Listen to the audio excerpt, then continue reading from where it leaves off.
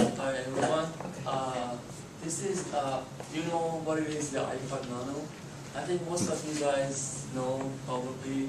The iPod Nano is the smallest iPod that Apple invent, that you can play your music, you can, when you're running, it's so small and you don't have to carry about is it heavy or not.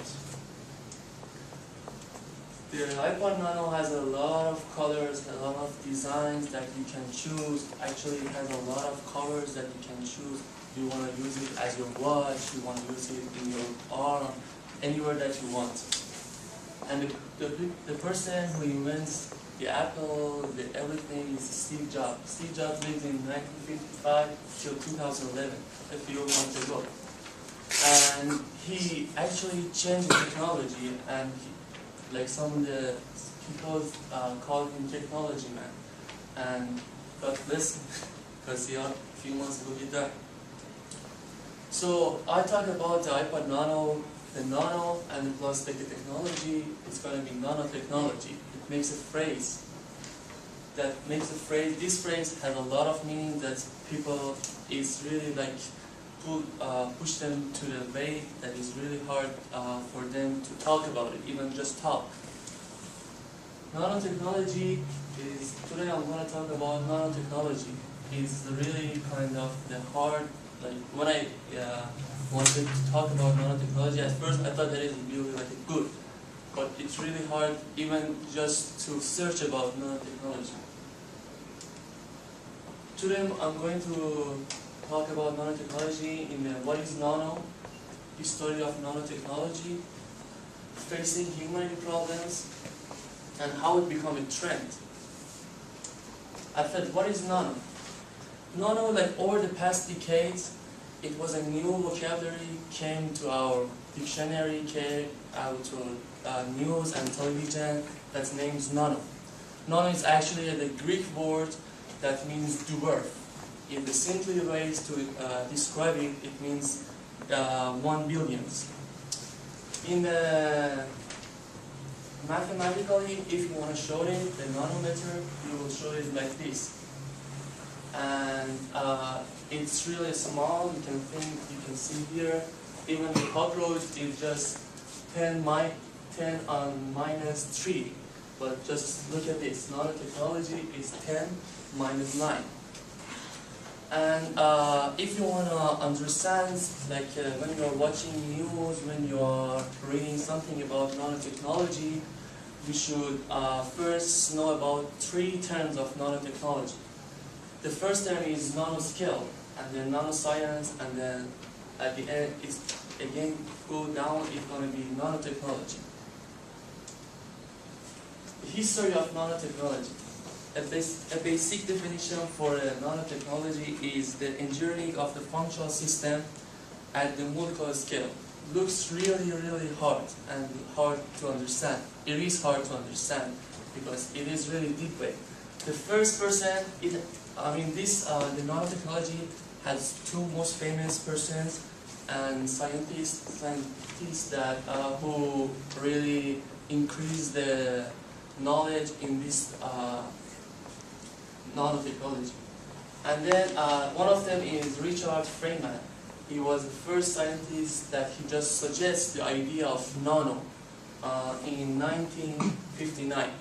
And then Eric Drexler is the second person.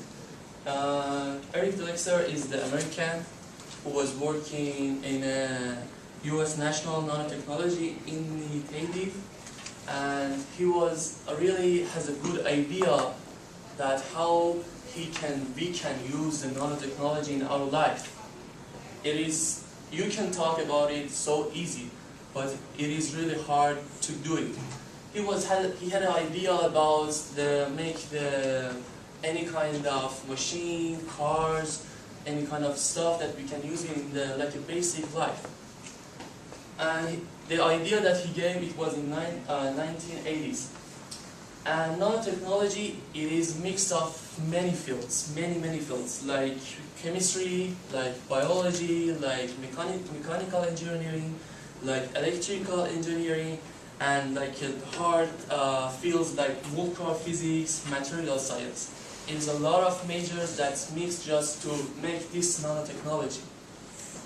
And as you can see, it is a mix of many fields.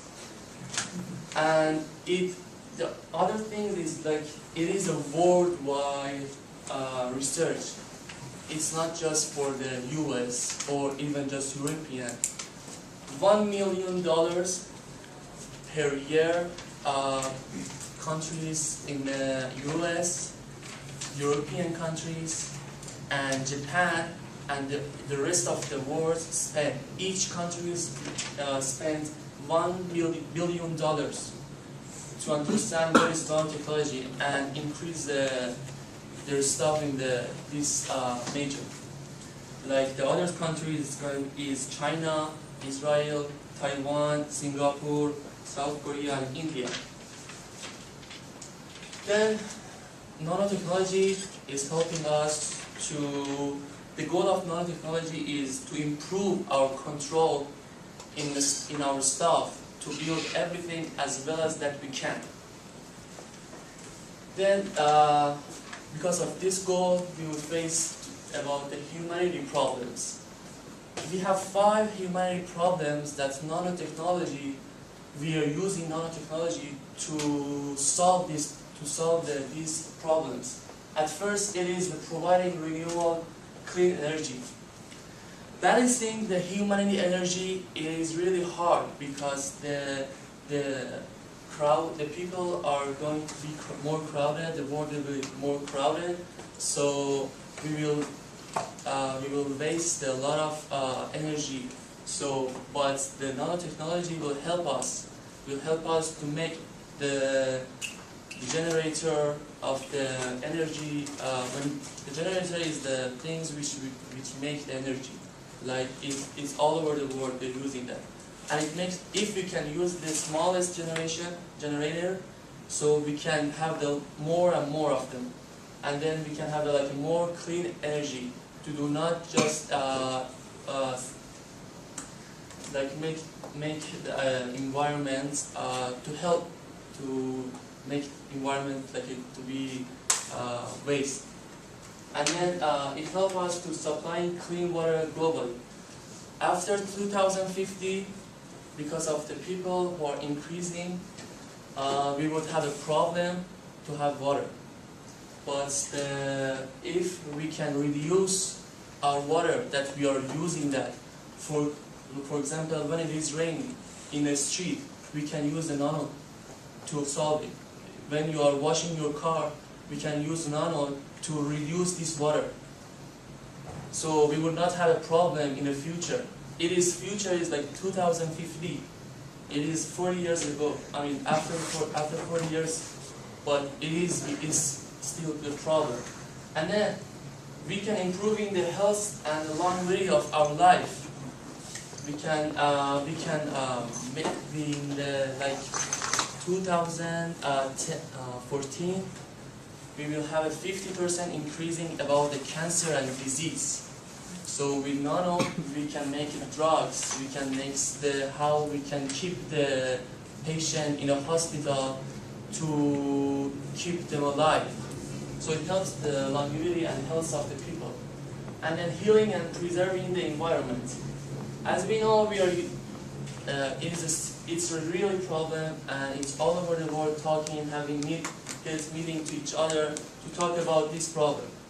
And a nano with a smaller stuff that he can make it, that he can produce, it will solve this problem. And the other things that the people are thinking about it's going to the space, it is enabling space development, going to another space.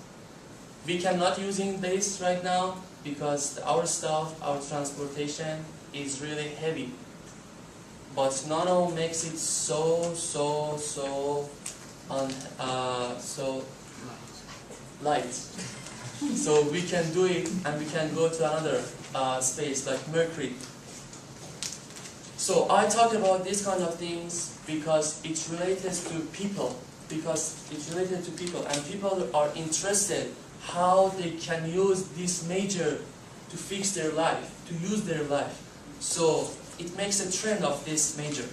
And you can see from the 1990 98 toward 2007, how it increased the people in the nanotech patent. Actually, nanotechnology, it is the science and technology trends. It's not for all the people, it's not mainstream. And at the end, like a memorial code, global nanotechnology industrial output expected to reach 2.4 trillion by 2015. Do you know what is trillion in the US? It is 1 with 12 zeros. Today I was talking how nanotechnology help us, how nanotechnology can help us, because it came from 40, 10, 20, 30 years ago, but people still have a problem to solve the things that they want to use with nano. And I said that I talked about